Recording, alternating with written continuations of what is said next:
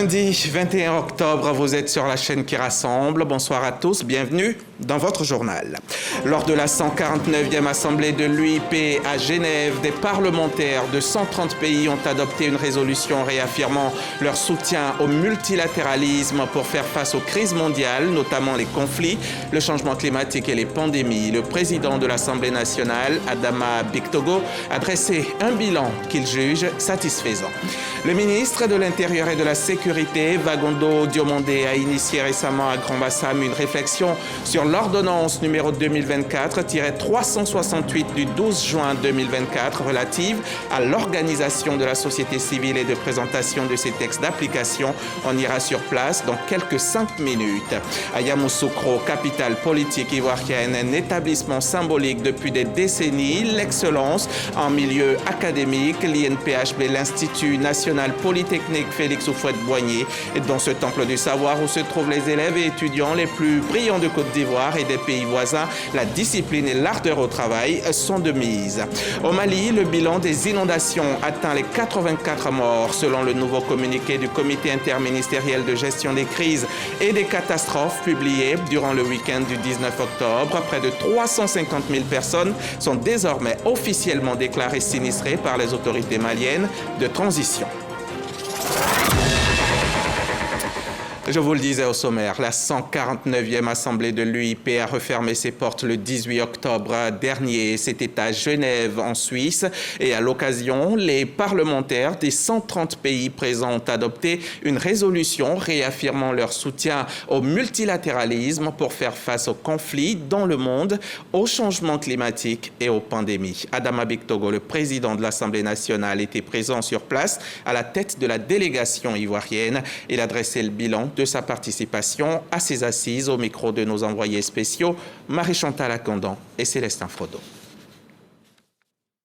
La 149e assemblée de l'Union interparlementaire à Genève s'est conclue sur une note pleine d'espoir. Les parlementaires ont insisté sur l'importance du dialogue multilatéral pour relever les défis mondiaux actuels. Je reste confiant en notre capacité de résilience pourvu que nous défendons toujours et partout nos principes fondés sur le multilatéralisme, le dialogue politique, le respect du droit international et la solidarité pour la paix et le développement. Nos peuples attendent beaucoup de nous.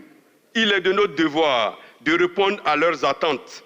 Aussi devons-nous aider au renforcement des institutions en Afrique, gage de développement et de réduction d'inégalités sociales. Une charte sur l'intelligence artificielle a été adoptée. On est tous d'accord pour dire que l'intelligence artificielle va permettre d'améliorer donc la santé. L'intelligence artificielle, pour notre pays comme la Côte d'Ivoire, va aider à améliorer la productivité en utilisant moins d'espace, ce qui permet donc de protéger la faune, de respecter donc les exigences de l'environnement. En marge des sessions, Adama Bictogo, président de l'Assemblée nationale, a participé à la préparation du 15e sommet des présidents de Parlement. Il s'est félicité du rôle croissant de la Côte d'Ivoire sur la scène diplomatique internationale. Nous avons terminé avec le panel de haut niveau. C'est le panel en charge d'organiser la conférence mondiale des parlements, qui se tient tous les 5 ans. Et le président de l'Assemblée que je suis a été donc choisi parmi les présidents de l'Assemblée africaine. Nous sommes 5. Et je voudrais donc dire que ce choix est le fruit du leadership de notre président Alassane Ouattara, qui a supporté la Côte d'Ivoire très haut. Et donc, j'en tire les bénéfices. Et je voudrais saluer et exprimer la gratitude de la Côte d'Ivoire à l'endroit de l'IUP. Pour Adama Bictogo, la Côte d'Ivoire consolide sa position d'acteur clé dans la recherche de solutions aux enjeux globaux. On part en Turquie. Le ministre d'État, ministre de la Défense, s'y trouve en ce moment dans le cadre de la 4e édition du Salon international de la défense et de l'aérospatiale. C'est le SAA Expo 2024, le rendez-vous des acteurs de l'industrie de défense et de l'aérospatiale. C'est demain que ça démarre, mais le ministre d'État est déjà au travail. Téné Birahima Ouattara s'est entretenu aujourd'hui même avec l'ambassadeur ivoirien en Turquie et des entreprises du secteur de la défense. Walter Amadou Ouattara. Ce lundi 21 octobre 2024, le ministre d'État, ministre de la Défense, Téné Birahima Ouattara, a foulé le sol turc pour participer au prestigieux Salon international de la défense et de l'aérospatiale, SAA Expo 2024. L'événement, qui est à sa 4e édition, s'ouvre officiellement demain, mardi 22 octobre 2024. En marge de cette exposition, le ministre d'État a eu un agenda chargé, comprenant une réunion de travail avec l'ambassadeur de Côte d'Ivoire en Turquie et des rencontres stratégiques avec 2 entreprises de l'industrie de la défense. SAA Expo, le Salon international de la défense et de l'industrie aérospatiale, se tient tous les 2 ans. Organisé par SAAR Istanbul, le plus grand cluster industriel de Turquie et d'Europe, offrant ainsi une vitrine de l'innovation et de la technologie dans le domaine de la défense. Et d'Istanbul, c'est à Grand-Bassam qu'on atterrit directement. Grand-Bassam, première capitale de Côte d'Ivoire, qui abrite en ce moment un atelier de réflexion sur l'ordonnance numéro 2024-368 du 12 juin 2024 relative à l'organisation de la société civile et de présentation de ces textes d'application. Le ministre de l'Intérieur et de la Sécurité, qui s'y trouvait ce lundi, a expliqué cette nouvelle loi aux nombreux participants pour en approfondir la compréhension. Jean-Marc Djadji, Joël Gomez, de retour de Bassam. L'ordonnance relative à l'organisation de la société civile et ses textes d'application sur la table, des réflexions. Ambition, préparer les conditions pour son appropriation par l'ensemble des populations.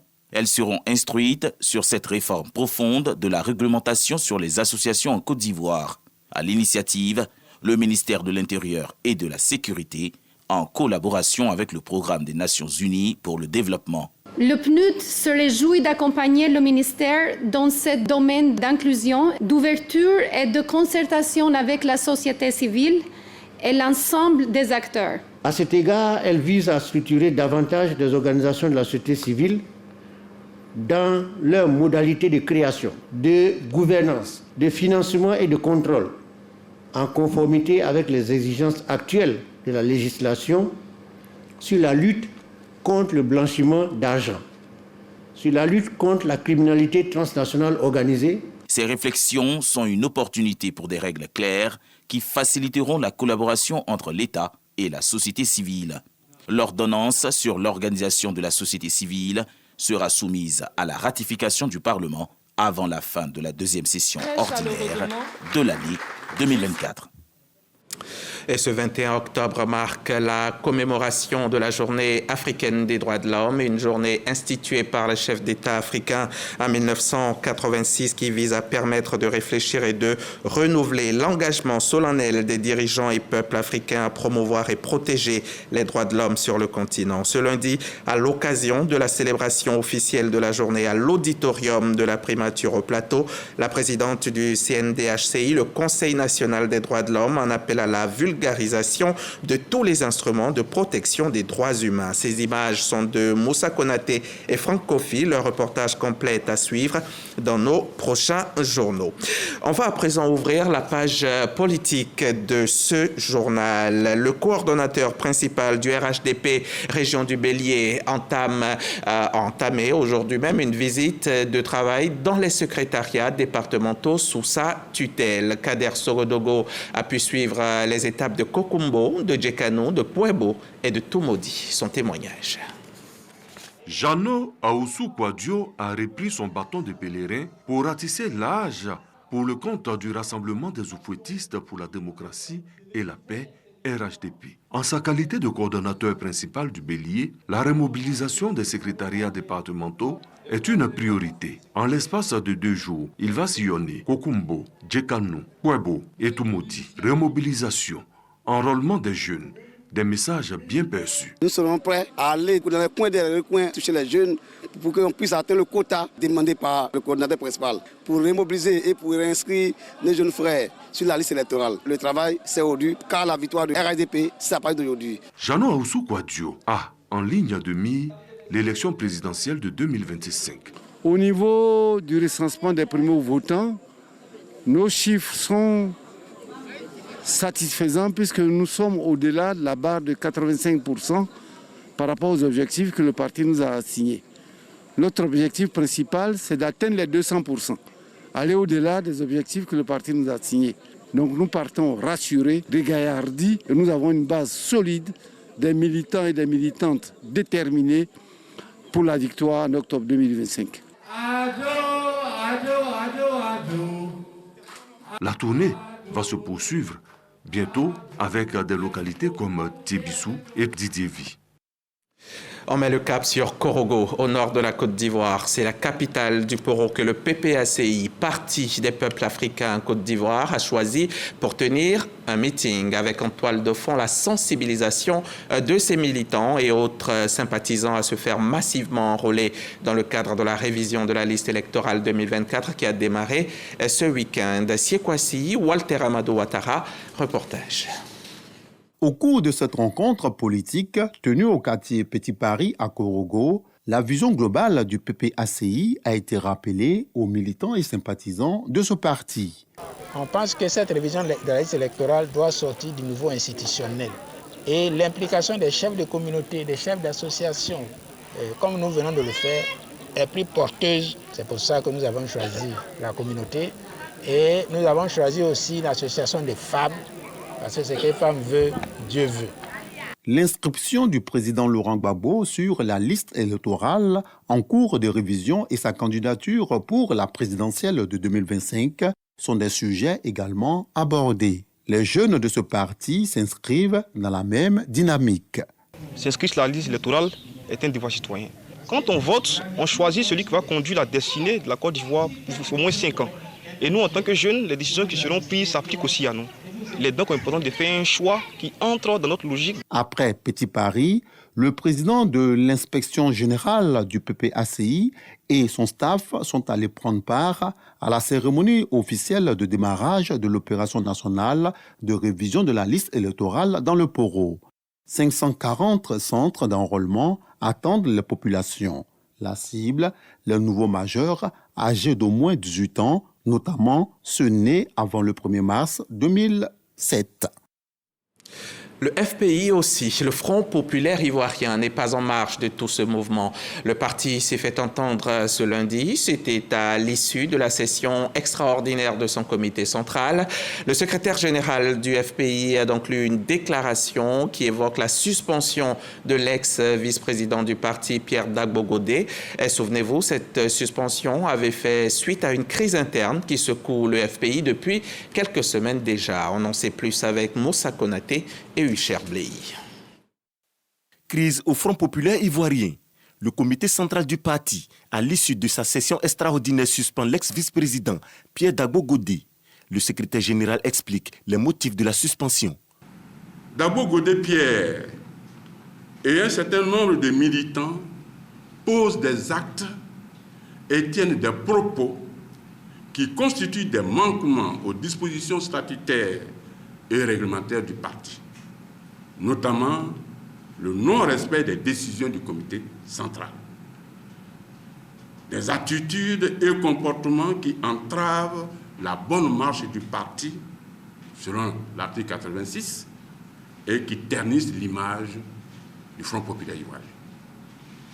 Au regard de tous ces manquements, le comité de contrôle a proposé au comité central la prise de sanctions disciplinaires à l'encontre de Dagbo Godé Pierre.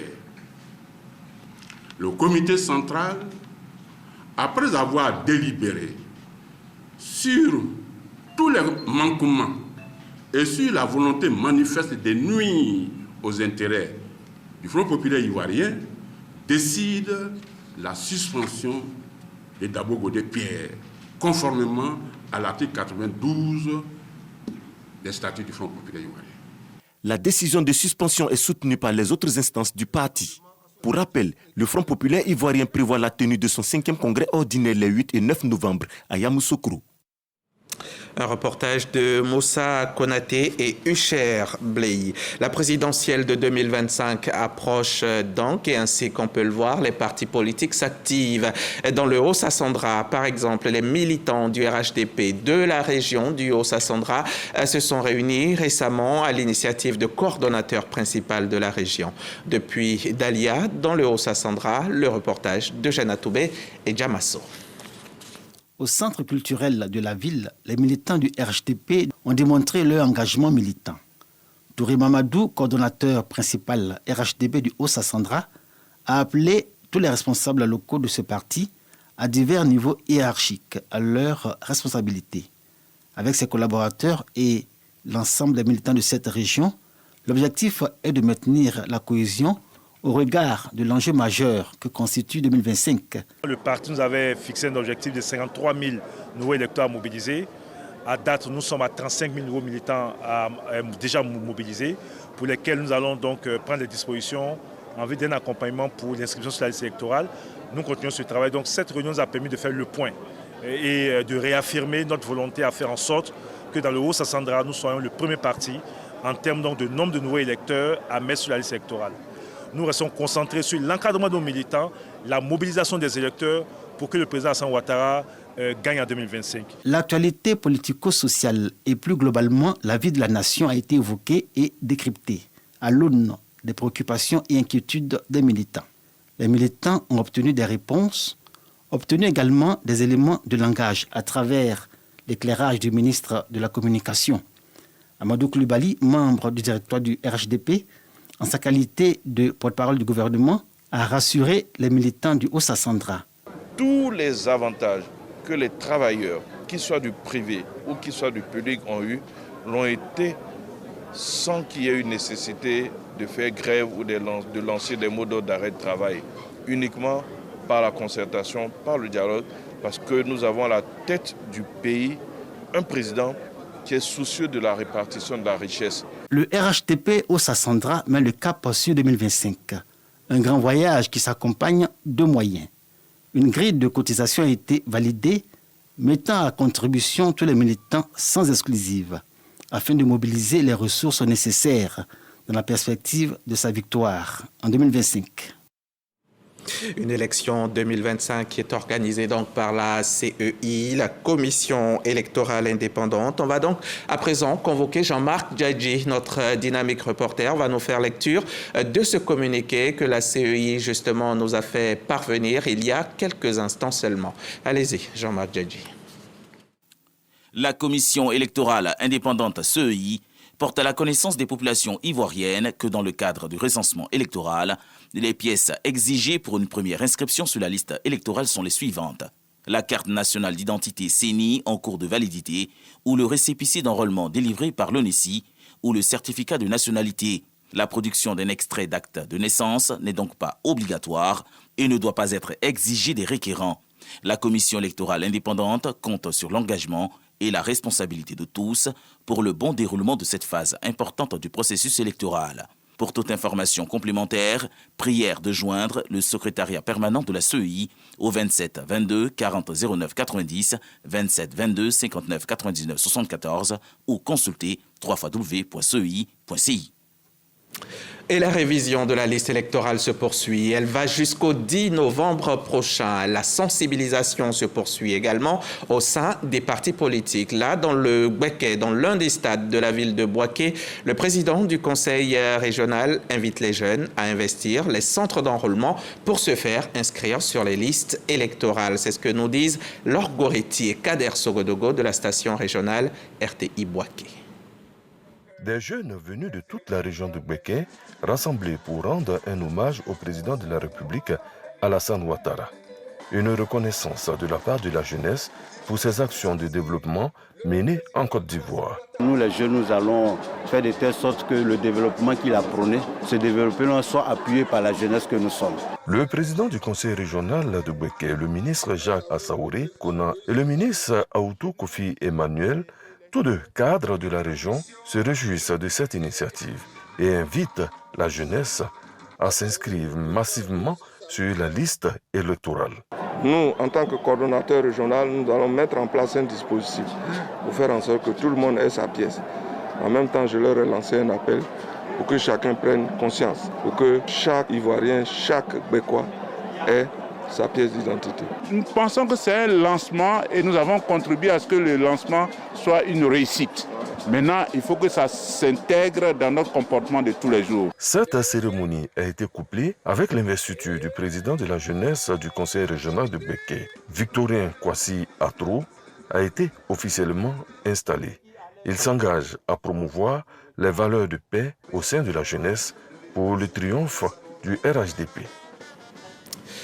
De Bouaké, on va rouler une petite heure pour rejoindre Yamoussoukro. C'est à l'Institut national polytechnique Félix Houphouët-Boigny que je vous emmène, l'INPHB. Cet établissement de référence, fleuron des universités qui forment l'élite de demain.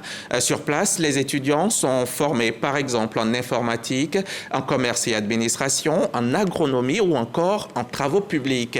Cet institut a la belle réputation, accueille des Ivoiriens et des ressortissants d'autres pays qui viennent acquérir la connaissance dans cet établissement, donc classé aujourd'hui 2e meilleure université en Afrique francophone.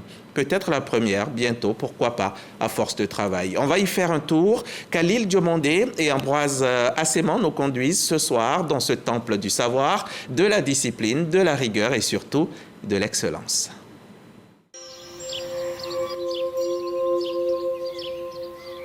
Les premiers rayons de soleil luisent sur la cité universitaire de l'INPHB, l'Institut national polytechnique Houphouët-Boigny de Yamoussoukro. Il est 6 heures et comme à l'accoutumée, à l'intérieur des résidences, l'atmosphère est studieuse. Nous sommes dans un système de contrôle continu. Le professeur, il est libre de faire les notes quand il veut. Il faut tout le temps être en train de bosser. Il y a la concurrence qui est très rude aussi. La concurrence est très rude, car à l'INPHB, n'entre que la crème des crèmes des étudiants ivoiriens et de la sous-région. Porté sur les fonds baptismaux en 1996, l'Institut est constitué de 11 écoles avec près de 3800 apprenants recrutés par voie de concours. Presque tous sont boursiers, logés et nourris par l'État de Côte d'Ivoire. Ici, le credo c'est l'excellence et la discipline.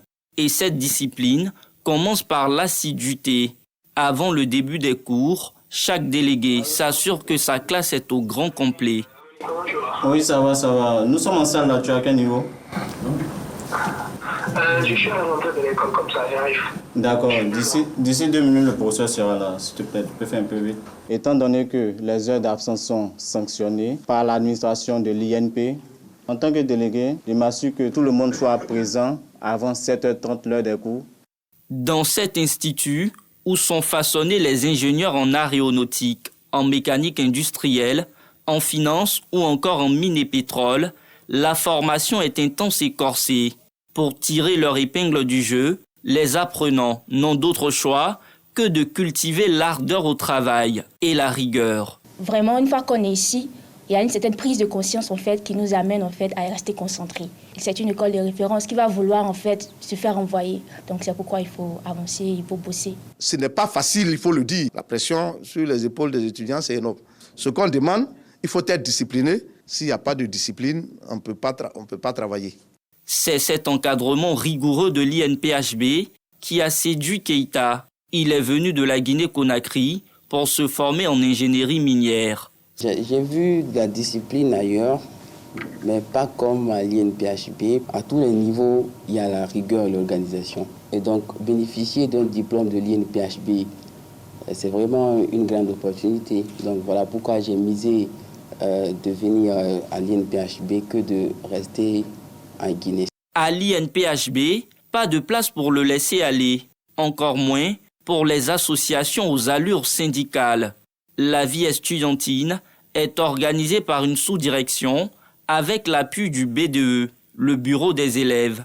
Alex Ebi, étudiant ingénieur en mine et carrière, en est le président. C'est vrai que les étudiants ont des requêtes, mais ils savent qu'il faut venir vers le bureau des élèves qui, nous, à notre tour, allons saisir l'administration de certaine manière dans la négociation et dans le respect. Parce qu'après, tu peux te retrouver dehors à cause d'un cas de violence. C'est toujours le dialogue ici entre étudiants et administration, il n'y a pas de confrontation. Les cas de violence, il doit en avoir, on ne rigole pas avec. Donc ça fait que les enfants vraiment connaissent leur place. Sur le campus, chaque polytechnicien est tenu de refléter l'exemplarité dans ses actes. La direction générale attache du prix au savoir-vivre et au savoir-être. Régulièrement, Fofana, le chef du service hébergement, effectue des visites inopinées dans les cités universitaires.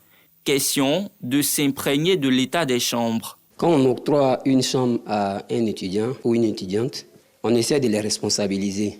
S'ils ne prennent pas soin des chambres et que les chambres sont délabrées, les générations à venir auront des problèmes. Autant les pensionnaires prennent soin de leur cadre de vie, autant ils s'évertuent jour après jour à bonifier leur intellect. Lorsqu'ils ne sont pas en classe, la bibliothèque reste pour beaucoup d'entre eux un espace privilégié. Quand je ne comprends pas une notion de cours, je viens à la bibliothèque pour avoir une meilleure idée de ce qu'on a abordé en classe. Pour fuir la distraction, je me retrouve ici. Je m'entoure aussi de personnes qui sont concentrées. Donc ça m'aide à vraiment maximiser, optimiser le temps. Cette vie estudiantine, faite de rigueur et de discipline, forge au fil des années la renommée de l'établissement. L'INPHB est classée en 2024 deuxième meilleure université en Afrique francophone. Une notoriété qui réjaillit sur l'insertion des diplômés. On a plus de 90-95% de taux d'insertion de nos diplômés quand on fait les sondages 6 mois après leur diplomation. Et puis quand on fait le sondage 12 mois après leur diplomation, on est à 100% de taux d'insertion. Avec cette image de prestige, pas question de tolérer les écarts de conduite. On forme des étudiants qui vont aller en entreprise et une fois en entreprise, sont ambassadeurs du label INPHB. Donc, des cas d'indiscipline, ça réjaillit sur l'ensemble de la communauté. Donc, c'est pour cela que ce sont des points sur lesquels on ne transige pas. À la tombée de la nuit sur le campus, un couvre-feu s'impose aux étudiants de 22h à 6h du matin. Les jeunes cracks se réunissent par petits groupes pour plancher sur les devoirs les plus complexes. C'est plus les boss en groupe qui nous arrangent beaucoup. Parce que c'est un peu compliqué, c'est difficile. Si chacun reste dans son coin, on n'arrivera pas à s'en sortir. Donc c'est le système-là qui est un peu utilisé en classe préparatoire pour que chacun essaie d'évoluer au même rythme que l'autre. 31 ans après la mort du président Félix Houphouët-Boigny, l'INPHB continue d'offrir à la Côte d'Ivoire et au monde des leaders de haut rang.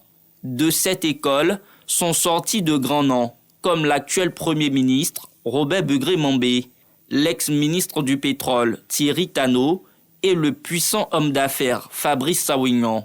Il faut aussi compter les inventions des pensionnaires de l'Institut, parmi lesquelles la création d'un drone permettant d'identifier des poissons malades dans un étang.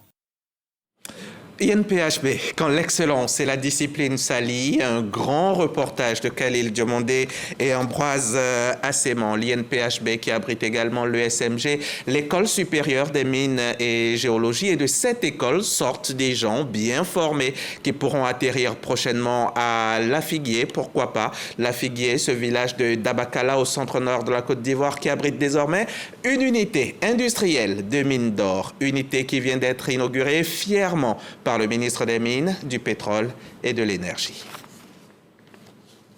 De cette mine industrielle dans le département de Dabakala s'annonce prometteuse pour un avenir radieux au profit des populations de Lafigué et de celles des autres villages satellites impactés également par les activités d'extraction d'or. La cérémonie officielle de l'inauguration de cette unité industrielle minière a fait appel au grand chancelier Ali Koulibaly et le ministre des Mines, du Pétrole et de l'Énergie. C'est une mine qui a une réserve d'or estimée à 66 tonnes. C'est une mine dont la durée de vie initiale est estimée à 10 ans. Elle va générer pour l'État de Côte d'Ivoire, près de 400 milliards de francs CFA. C'est une mine qui va permettre au comité de développement local minier de bénéficier d'au moins 8 milliards d'investissements. Ce qui nous arrive,